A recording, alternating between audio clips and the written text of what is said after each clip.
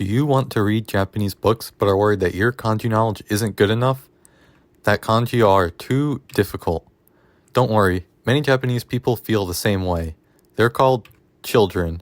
Contrary to popular belief, there's still lots of kids in Japan, so lots of book publishers have been jumping on the kids' book bandwagon, increasing competition, and resulting in some actually decent books getting published under various kids' book labels. Some of them aren't really even kids' books, they're just being published under the kids' book label. And the best part of this is, they have furigana. Every single word has furigana. This is amazing for those words where you can remember the meaning of the kanji, or maybe even the meaning of the full word, but you can't remember or you're not sure about the reading of the kanji, so normally you would stop and look it up or stop and thinking about it.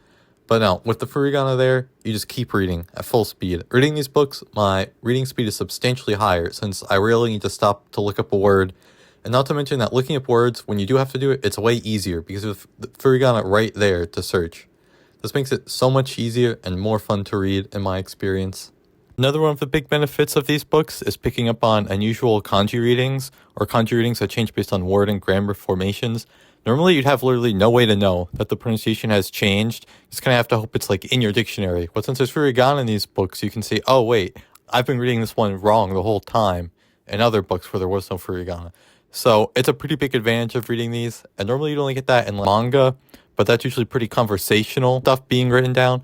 Versus with these books, you're seeing like proper literary terms, proper literary grammar, stuff like that you wouldn't normally hear, that you wouldn't normally see in manga. But here you'll see a bunch of it and you'll see the exact readings, which has been really helpful.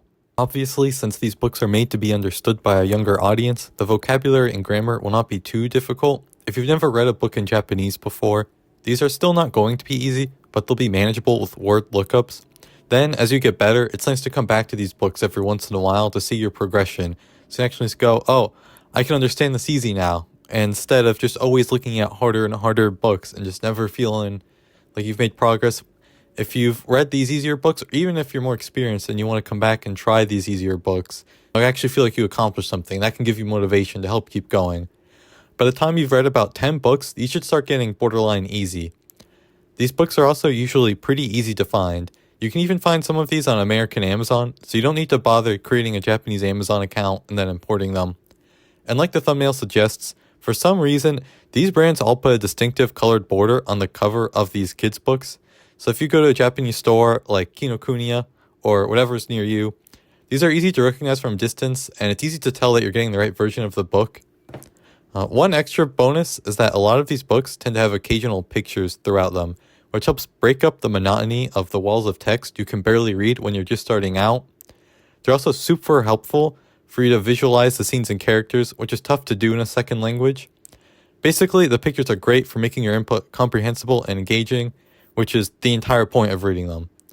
By the way, I'm a big fan of Makoto Shinkai's Tsubasa Bunko books personally, which also happened to release before the movie versions do for some reason.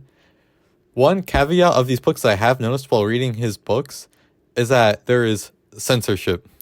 I've compared a few of these books with the normal adult versions of these books, and there's very slight censorship of the content, things that might not be fit for kids, for example. Out of the entire book, they might change a few sentences.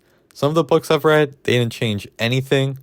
This is just a small thing, but if you're already pretty good at Japanese, maybe this will matter to you.